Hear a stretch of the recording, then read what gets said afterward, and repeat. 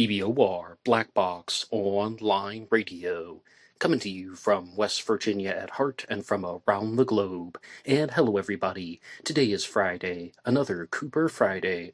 Welcome to the show. How's everybody doing? On Fridays, I talk to you guys about D.B. Cooper, the man responsible for the only unsolved skyjacking in U.S. aviation history. And you guys know the drill. You can hit the like button if you want, subscribe if you haven't, and drop a comment down below if you have something to say about D.B. Cooper. For larger things, you can send them to me at blackboxonlineradio@aol.com. And I am your host, Box Ned. On November 24th of 1971, a man using the name Dan Cooper boarded a flight going from Portland, Oregon to Seattle, Washington. While on board, he handed a note to the flight attendant saying that he had a bomb in his briefcase. And he opened the briefcase and displayed what appeared to have been a bomb. After taking everybody on board hostage, the plane landed in Seattle, and he demanded $200,000 and 4 parachutes. After successfully obtaining these, D.B. Cooper ordered the plane to fly to Mexico City. After realizing that this was not possible based on the amount of fuel that plane could carry, then they agreed on flying to Reno, Nevada. However, this wasn't necessary, because at some time during the journey, D.B. Cooper used the back-ass staircase to jump out, parachuting into the night, never to be seen or heard from again. To everybody's satisfaction, of course, there are some people out there who believe that they have identified D.B. Cooper. And on Fridays, I talk to you guys about this unsolved mystery, and this is going into the category of, I'm not going to lie to you guys, I had a completely different topic planned for this week's Cooper Friday, and I almost knew that I was going to get pulled into this one, because there is a new interview that is available on the D.B. Cooper Sleuth channel with Bill Rollins, who is the author of the book The Elusive D.B. Cooper. And Bill Rollins would continue his research and land on a D.B. Cooper suspect named Joe Lakich. And there are 2 reasons why I decided to do this one. Actually, 3 reasons why I decided to do this one. The first is that I simply just got pulled into the thought processes that were available in that interview.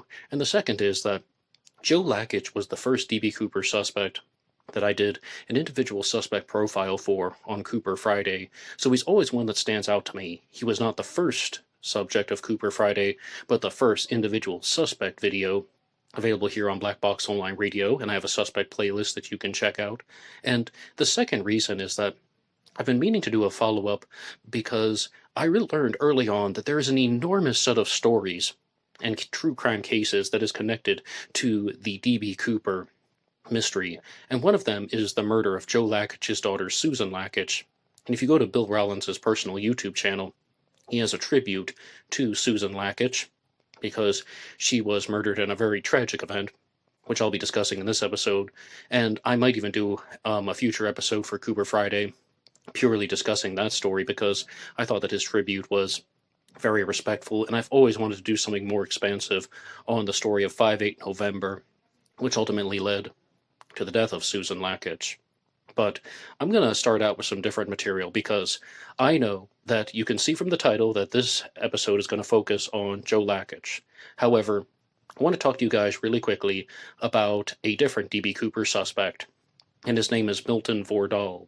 Now, there are a lot of episodes on the D.B. Cooper Sleuth channel, and I regularly watch it, and I was watching an interview with Ryan Burns, Eric Eulis, and actually Milton Vordahl's granddaughter.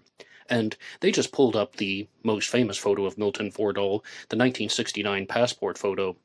And I was watching this on the TV, and my fiancée came into the room, and she saw that, and she knows about D.B. Cooper. She knows that I do the Cooper Friday segment. She, of course, doesn't follow the material as closely, but she walked in and she sat down next to me on the couch, and she said, "Is that D.B. Cooper?" And I simply said, "Well, it's possible." And she said, No, wait, is that really D.B. Cooper? Did they find him? Did they identify him? And I said, well, possibly. Milton Vordahl is just one of many suspects. The case is still unsolved. And of course she said, that guy looks just like him. I couldn't keep that to myself. I had to share that one. And you can weigh in the comment section down below to all of you who have followed Milton Vordahl as a D.B. Cooper suspect. I also have a standalone episode about him, and you can share anything you like about any of the D.B. Cooper suspects in the comments section. But I want to talk about Joe Lakich, because I think that Lakich is a very high-ranking suspect, or at least what we would call an upper-mid suspect, upper middle of the deck perhaps. And I think that if I were to rank D.B. Cooper suspects on a scale of 1 to 10, 10 being absolutely D.B. Cooper, I would give Joe Lakich probably about a 6. And here are some of the reasons. Actually, let's just go from the very beginning. And I'm citing a lot of the stuff from Bill Rollins, who is the author of The Elusive D.B. Cooper, from his personal YouTube channel, as well as a recent interview that he did with the D.B. Cooper Sleuth channel. Number 1, Joe Lakich's parents came to the United States in 1918. They were from Croatia. They were a Serbo-Croatian family, though, and Joe Lakich was born in 1921, and the language of their household was actually Serbian, and Joe Lakich grew up in somewhat of a bilingual environment. However, at one point, he did learn the Italian language as well, and it was reported that he was fluent in English, Serbian, and Italian. Joe Lakich was a World War II veteran who started out in the National Guard in 1939, and by 1941 he was called up. He served in both the National Guard and the Army, and when he was in the Army, he was in the infantry, as well as being placed in the Aleutian Islands during World War II. And one thing that Bill Rollins shared in the interview was that the Japanese actually acquired 2 of the Aleutian Islands, and that's just one place that comes up actually kind of frequently in not only discussions about World War II, but even D.B. Cooper discussions, because the D.B. Cooper suspect, Kenny Christensen, was also stationed in the Aleutian Islands for a period of time. Joe Lakich is a suspect who is a mechanical engineer. He is somebody who was mostly stationed, it appears, in the Deep South, like in the state of Tennessee. And then in 1971, 51 days before the Cooper skyjacking, Joe Lakich's daughter was taken aboard a plane, or she's on a plane, and the plane is skyjacked actually by her own husband, and he orders the plane to fly to the Bahamas. When they learned that this was not possible for this same reason that D.B. Cooper learned that it was not possible, they agreed to stop in Jacksonville, Florida for refueling. Alright, so at this point, they tried to put the hijacker between a rock and a hard place, and they said, "We are not going to refuel. You have to come out with your hands up," and they put pressure on him, and that created a very dangerous situation, and ultimately he took his own life as well as the life of his wife, who was Joe Lakich's daughter. So this creates the motive of Joe Lakich wanted to get revenge on society, make a mockery of the FBI, as well as just making a mockery of perhaps other administrative bodies, or some types of personal display of revenge for the murder of his daughter, which occurred 51 days before in that skyjacking. So that's why he would have created something such as the D.B. Cooper persona, although it would have been called Dan Cooper. As an electrical engineer, he was also exposed to rare metallic elements, which could be found on D.B. Cooper's tie. And this is something that Bill Rollins wants to take to the bank. He says very clearly, it's not just possibly that he was exposed to the types of rare metallic elements that were found on D.B. Cooper's tie. He was indeed exposed to them because of his work in engineering. And I'm going to get a little bit sidetracked here for a second. And I said I was watching that interview with Eric Eulis, and he made a bold statement, and that was that if you can't explain the tie, he is not the guy. That sounds pretty good, right? And I don't like that statement at all, and I'm going to tell you why. Because, I mean, we can even go to a different challenge question from Bill Rollins that will have the exact same answer that he said on the D.B. Cooper Sleuth channel. He was talking to Ryan Burns, and Ryan Burns is a defense attorney, and this is a hypothetical, and I would love to know your responses for this in the comment section down below. And I'm fully aware that this is just a mental exercise, these parameters aren't real, this is a hypothetical. If there was a type of ink that was only used by lawyers, and that type of ink was found on D.B. Cooper's tie that he left behind on the airplane, would that not suggest that D.B. Cooper was a lawyer? I'll repeat that again. D.B. Cooper left behind his tie with the mother-of-pearl tie clip on the plane, the clip-on tie, and if it had an ink on it that was only used by lawyers, would that not suggest that D.B. Cooper was a lawyer? My response is absolutely not. I mean, double absolutely not. Think about all the possibilities that could exist, and I'm even going to take some conditions off the table. You guys have said this stuff in the comment section, like, well, maybe it wasn't his, maybe it was from a thrift store, maybe he borrowed it, maybe he stole it. Alright, so, we've explored those possibilities. I'm even going to add an additional condition to this, and that is that We know for a fact that it was his personal tie. Does that not suggest that he was a lawyer? If he has ink on his tie that was only used by lawyers? No, not at all. Number one, he could have worked for the manufacturing company that made the ink. Number two, he could have been in a law office meeting with his own personal lawyer, with his personal attorney, and that's how the ink got on the tie. Number three, he could have worked in the same office building as another lawyer, and he went into that lawyer's office for some reason, or he borrowed the pen of someone who was working in that same office building who happened to have been a lawyer. There are so many reasons, explanations, and possibilities about how a specific type of ink, or let's say metallic particles, could have ended up on the tie. And all that would mean in that hypothetical question is that at some point the lawyer's ink came into contact with a black tie with a mother of pearl tie pin. So absolutely not. And I really am going less and less down on the likelihood of the tie being the way to solve the case. Maybe it will be, but I really just don't think that D.B. Cooper's tie is everything. I think if some way somehow they're able to extract some form of touch DNA from any of the items that D.B. Cooper handled, that would be a stronger way. Because one other thing that I thought of, one other possibility, one other statement that, just absolutely came to mind while I was exploring these challenge questions and hypotheticals was, let's say, for example, D.B. Cooper took the bus or something to the airport, or maybe even if he didn't take the bus and someone drove him in, maybe he was at a restaurant or something, and somebody left behind the tie. And then he's like, he wasn't even wearing a tie that day, and he picked it up off a bus seat or a restaurant chair. He's like, oh, hey, somebody forgot their tie. Well, I'm wearing a suit with no tie, I'm going to put it on. And that's why D.B. Cooper took it off and left it on the plane. Maybe he was not the sole owner of it all. So there could be so many explanations as to how and why those metallic particles got on the tie. And the best explanation that I've heard was actually from one of you guys in the comment section saying that perhaps he touched a metallic surface on the plane that had these microscopic elements, all of these rare metals that can be traced back to Boeing, and that's how it got on the tie when D.B. Cooper took it off. That means that he doesn't have to be a mechanical engineer, he doesn't have to be a titanium expert, he doesn't have to be working for Crucible Steel or any of these things. But that's just my take on the subject. I think that the evidence on D.B. Cooper's tie is horribly overrated. Now here's something else that you might be wondering about, and this is one question that was asked to Bill Rollins that I think is a very good one, and that is that why would somebody like Joe Lakich commit a skyjacking to get revenge or make a mockery of the system and do it in the Pacific Northwest? This guy's connections appear to be primarily to the Deep South and states like Tennessee.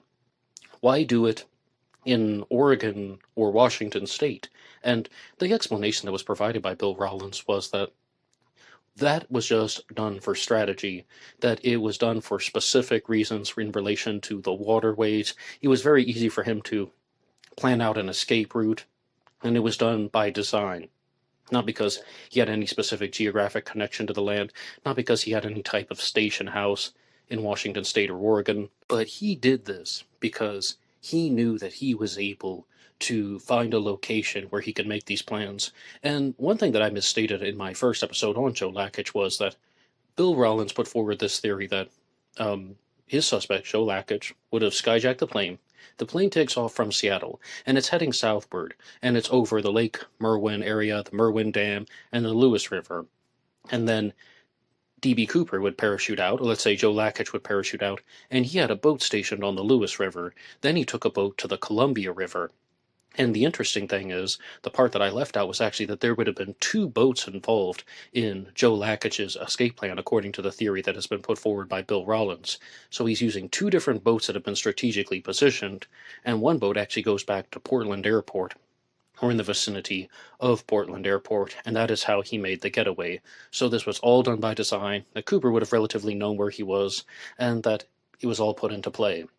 Now, Ryan Burns also asked another really interesting challenge question, and by now you guys know that I can't resist challenge questions here on Black Box Online Radio, and one of them was, why would a grieving father go on to harass the flight attendants or create this image of fear and panic in other women like Tina Mucklow and Florence Schaffner and Alice Hancock if he had just lost his daughter? How does that make sense? And even though I'm not Joe Lakich, and I'm not D.B. Cooper. The way that I would expect that someone would be thinking in that situation, hypothetically, if Joe Lakich were D.B. Cooper, is that he would have been thinking purely about his own self-interests. He would purely be thinking about the memory of his daughter, and he wouldn't exactly be focused on anybody else. Yes, of course, he would be making Tina and Flo uncomfortable. Yes, of course, he would be doing something that absolutely brought terror and misery to his life. His daughter was killed in a skyjacking attempt by her own husband, nonetheless. So he would have done this purely for his own self-serving needs and his own self-serving agenda. I don't know if that's the best answer, but I think that that's how people tend to operate in those types of situations. Here's an interesting strike against Joe Lakich. When he was in the military, I've already told you that he was stationed in the Army. Well, Army, he's not stationed in the Army. I misspoke on that. Let me rephrase that. When he was in the military, in the Army, he was in the infantry. He doesn't appear to have an aviation background. So this is something that is really contrary to a lot of the different profiles that have been put forward for D.B. Cooper suspects, because as Ryan Burns brought up, all the D.B. Cooper copycats had aviation backgrounds. And if you look at a book like The Skyjacker by Dr. David G. Hubbard, he talks about this very clearly when he tries to create psychological profiles for skyjackers, that he expects that somebody like D.B. Cooper would have also had an aviation background, specifically a pilot. But when, I'll just also let you guys know that I probably should have said this at the beginning.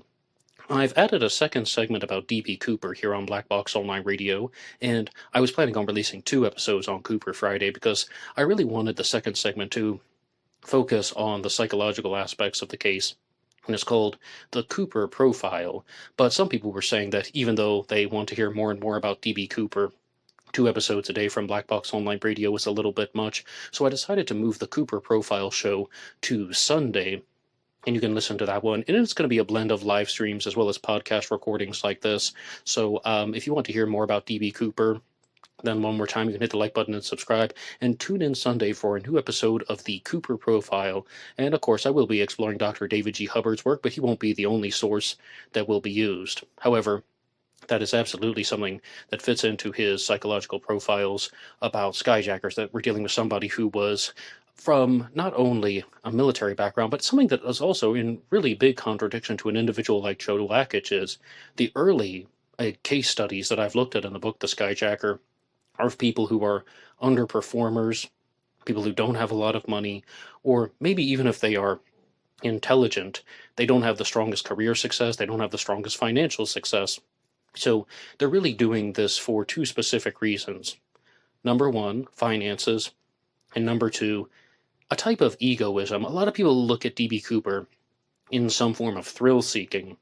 That isn't so much what is laid out in The Skyjacker. It's more about how they're trying to show that they're more capable than people believe them to be. And somebody like Joe Lakich wouldn't necessarily fit in too well to that, because Joe Lakich was someone, again, who was an electrical engineer, someone who doesn't seem to be an underperformer. Again, he's a distinguished World War II veteran who seems to find a reasonable level of success after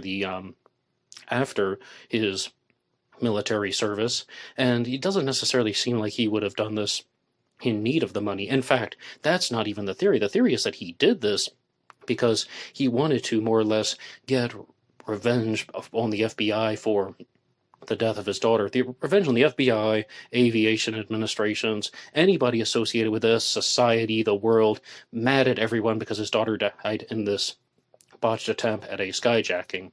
And, I mean, I don't necessarily think that lines up with the profiles, but however, psychological profiling is just an educated guess.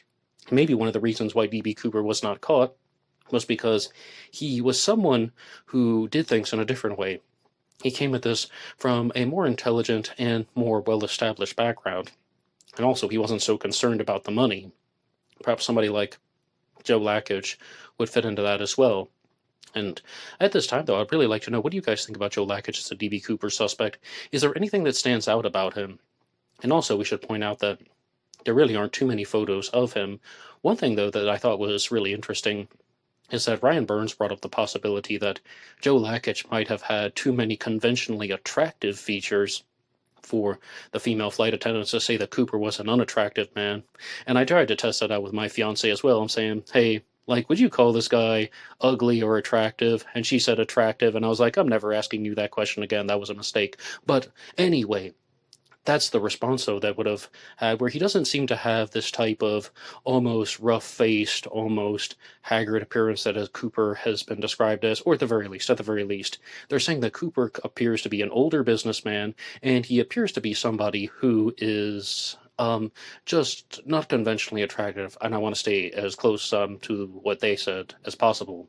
Now, as I said from the beginning, Joe Lakich was born in 1921, and the D.B. Cooper skyjacking occurred in 1971. That means that he was 50 years old, and I think that this is one where it's not impossible. He's a little bit on the older side, but we have to remember that the estimations for Cooper are around age 44. Age 50 is not impossible. I guess the more that I've explored D.B. Cooper suspects here on Cooper Friday, I tend to think of them as a little bit younger, because of the practicality of committing the skyjacking and the physical toll that this would take on somebody's body, especially somebody like Joe Lakich, who might not have had the strongest skydiving background. When you look at a D.B. Cooper suspect like the previously mentioned Milton Fordall, he would have been 58 years old, so that would have been very difficult for him. But once again, I would like to thank Ryan Burns for sharing this interview with Bill Rollins. He is the author of The Elusive D.B. Cooper. And in this episode, I would also like to look at what some of the media has to say about Joe Lakich as a D.B. Cooper suspect. And this is an article from Fox 17 News that came out in 2018.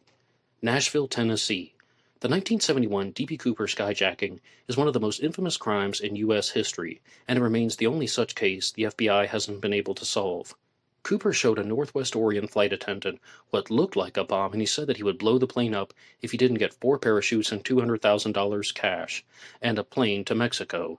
I mean, he was already on the plane. I think they mean safe passage to Mexico. After he got the money, Cooper jumped out of the plane, never to be seen or heard from again. In 2016, the FBI officially closed the investigation as to who Dan Cooper was, although the media mistakenly reported him as D.B. Cooper. In 2016 as well, an individual named Bill Rollins, the author of a book on how D.B. Cooper may have pulled off the perfect crime, has a theory that connects D.B. Cooper to the Music City. He believes that D.B. Cooper was really a man named Joe Lakich, a now-deceased Army veteran who lived and died in Nashville. Rollins believes that Lakich was motivated not by money but by revenge and a desire to embarrass the FBI.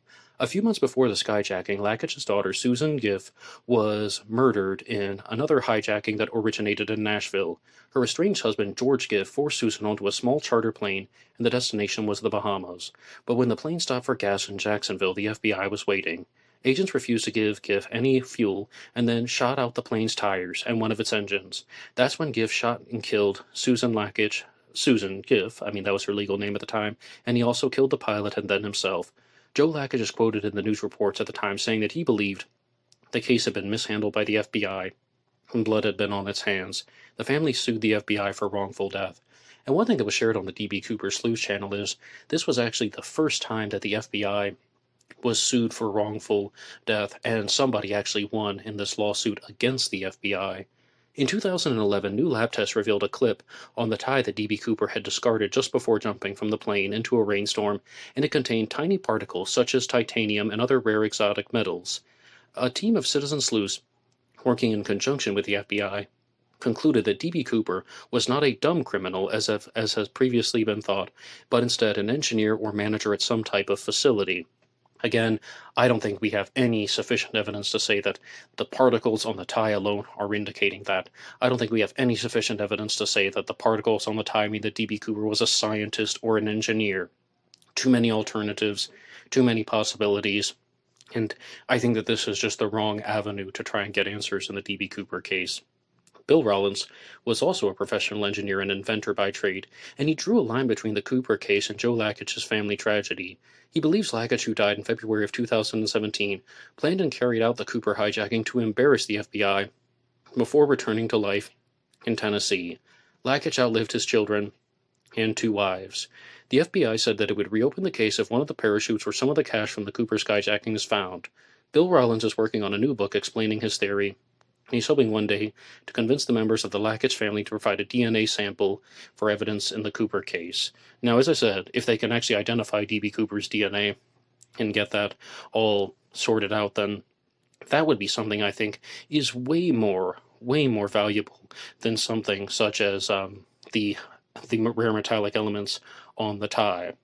Now, Bill Rollins actually wrote an article for the Mountain News, and this is a publication that has talked about so many different D.B. Cooper angles. I reference the Mountain News all the time, and I would like to have a read here. Once again, this is by Bill Rollins himself. In the book, D.B. Cooper and the FBI, author Bruce Smith talks about a controversial method of discovering past events with a practice called remote viewing. Bruce Smith discusses his experience with remote viewing and some of the people that made contact with it. Although I did not employ remote viewing methodology, I found that the man we all know as D.B. Cooper as a result of two major factors: spiritual guidance and logic. I define spiritual guidance as knowledge that is conveyed via some unknown or unrecognized communication channel. I would describe it as being akin to mental telepathy. As I state in my book, there are forces at work in this universe that are far beyond what we understand. Well, of course, there are forces in the universe that are far beyond what we understand. But let's be very clear. Let's be very clear. This can also be easily conflated with things like intuition. This can be conflated with things like pattern seeking. And I wish that I could always just have a better example off the top of my head. But there's always one that I go back to. And it's Ross Richardson when he appeared on the Cooper Vortex. Ross Richardson is the author of the book Still Missing, and he talks about his D.B. Cooper suspect, Robert Richard Lepsey, a.k.a. Dick Lepsey, when he said that this type of process, or this type of thinking that Bill Rollins is just talking about, is like shooting an arrow at the broad side of the barn, and the arrow sticks into the barn, and then the person paints the target around it, and they find more and more circles, in the same way that somebody finds more and more supporting points or supporting pieces of evidence for their suspect. And I'm really not the biggest fan of this type of thinking. 4.5 years ago, I started my research into the D.B. Cooper case. As I examined the conditions for the Cooper skydiving, I thought, what is going through this man's head? Here is a middle-aged man jumping from the rear of a jetcraft on a cold, rainy night in November, and he can't even see the ground. I knew something wasn't right. Okay, though, this stuff I think is much better. This doesn't even have to be spiritual guidance. What is going through this man's head? I mean, I just told you guys I'm launching a whole show about this on the Cooper profile, about looking at the psychological aspects of the D.B. Cooper case. That stuff I think is valuable. Then I read an article from the Mountain News, a brief discussion that Joe Weber had with Tina Mucklow in 2003. Tina reportedly told Joe he was a very sad man, and I thought to myself, I wonder if something tragic has happened to this man. Nothing wrong there, that just seems like a reasonable train of thought. Instantly I was overcome with emotion and my head was down on my desk. I was crying uncontrollably. It was as if someone had just told me that my wife and son had perished, and I was left alone in this world, and I felt such utter despair and emotional devastation. I no longer had a purpose in life, so I didn't want to live anymore. I wanted to be with them, thus I contemplated suicide. But as I planned my ultimate dreams, I remembered a key fact. Whatever happened to this man's family wasn't an accident. It was preventable. Thus he harbored a grudge. I thought, why waste my life by jumping off a cliff when I can jump out of an airplane and get revenge? Well, I really don't think that Joe Lakich would have attempted suicide, because in the interview that was done on the D.B. Cooper Sleuth channel, they were talking very clearly about how Susan Lakich had a daughter, and her husband had already had a child whose name was also Susan. And because both her parents had just died, then Joe Lakich became the guardian for his granddaughter. So it would be horribly, horribly impractical. And for him to do that, he's already lost his daughter. He would be abandoning his granddaughter. I mean, things like that do happen. That's not beyond mental capability.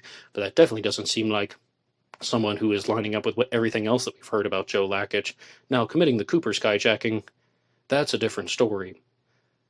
Although some will dismiss spiritual guidance as pseudoscience, I have not shied away from devoting a chapter in my book to this phenomenon, nor did I exclude it from my podcast on the Cooper Vortex. Spiritual guidance is the essential ingredient that has allowed me to unravel this mystery. So as a pilot, familiar with aviation and air traffic control, and as an engineer trained to be calculating and logical, I uncover Cooper's ingenious plan. It was obvious that this man got away, and I was compelled to write in my book that I had discovered, about what I had discovered. After finishing my book, I began searching for this man. I searched for someone who endured a tragic event, but would have held a grudge. Many would be eliminated, but one man fit all of the attributes of D.B. Cooper. As I kept finding more information, I could still not eliminate this man. Now the evidence is overwhelming. Just as the citizen sleuths completed a probability analysis on Cooper's tie, I completed a probability analysis on the man that I found, a polite man from Nashville named Joe Lakich. Well, this is also another big problem that I've encountered in all of the true crime cases that I talk about here on Black Box Online Radio, on all of the unsolved mysteries that I talk about, whether it's the Zodiac Killer or Jack the Ripper, and now I do a segment about JonBenet Ramsey as well. And what it comes down to is that people say that they can't eliminate their suspect, and they think that they're doing it in the right way. But in all seriousness, you're talking about some very, very abstract and technical stuff. You're talking about some very difficult things to pinpoint. I mean, it's not like we can go back with a time machine and see what happened. There are going to be enormous gaps in everybody's story going back to 1971. How do you confirm somebody's whereabouts on those days? The whole point I'm trying to get at is we don't actually know as much about these suspects and their actions and activities on the days in question as we would like to admit. I mean, because I hear this all the time. People are like, hey, I couldn't find any way to eliminate this suspect. I couldn't find anything that would immediately rule them out.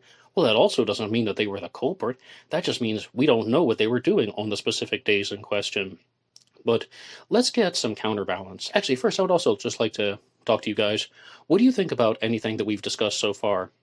Because when I first did my episode on Joe Lakich back in 2024, I was thinking, I just felt so completely divided. I was like, wow, look at all these strong points and look at all these questionable points. And you know what? I'm in the exact same position here. I'm hearing all of this reasonable evidence and this very reasonable narrative from Bill Rollins. Then at the same time, he's losing me with these discussions on spiritual guidance. Nothing wrong with being spiritual. I'm a spiritual person. I just don't know if it's the best way to solve the D.B. Cooper case, as opposed to conflating it with stuff such as intuition, as well as logical sequences, and just arranging information to make sense to you. But I also just feel somewhat conflicted, though, about a lot of the things involving the rare metallic elements, because that's a core portion of the Joe Lakich theory that Bill Rollins has made. A core portion of his defense is there's this explanation about how the rare metallic particles got on D.B. Cooper's tie, and as I said, I don't even think highly of that at all. But there is an article that was written by Marty Andrade, also known as Martin Andrade, that says Joe Lakich is not D.B. Cooper. Let's have a look here at his post, and let's look at some of the reasons why Joe Lakich might not be D.B. Cooper.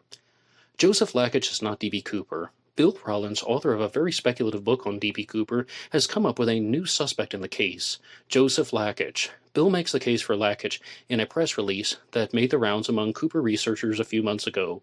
To try to make a long story short, Joe Lakich was related to one of the victims in the FBI botched 5/8 November hijacking, which took place on October 4th of 1971. There's no physical evidence linking the two events, and I would say there's nothing of substance to Rollins' claims. Well, now wait a second, I don't believe that Bill Rollins claims that there's physical evidence from 5/8 November and the Cooper skyjacking. Furthermore, what type of physical evidence should be there? I mean, why would there be physical evidence between a skyjacking that in Jacksonville and the one in the Pacific Northwest? I mean, do you expect that Cooper would leave something behind that would say 5/8 November? Like, would he leave behind a card that had that written on it? I mean, why would he do that? Because Bill Rollins' whole claim is that he thinks that D.B. Cooper was trying to get away, he knew how to get away, and he was doing it successfully. Why would he leave behind incriminating evidence that would connect him to 5/8 November? That would be somewhat of a giveaway. Now, Bill Rollins makes a statistical argument that Lakich had the looks, demeanor, grudge, and background that we think Cooper had. I can agree with that. Like I said, Joe Lakich is about a 6 out of 10 suspect. Unfortunately, Rollins' statistical analysis is flawed. Rollins states that there's a 1 in a billion chance that Lakich isn't Cooper. I would say Lakich is a member of a large group of people who could be Cooper. Well, Marty, we're on the same page there. We're going to stay away from the math and just focus on Rollins' inputs. First, I agree with the most part with his assertion that 1 in 10,000 men could have had the background to commit the Cooper skyjacking.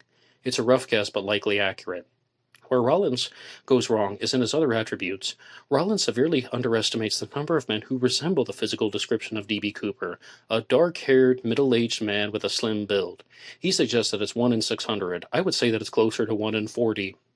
I would actually be somewhere in the middle.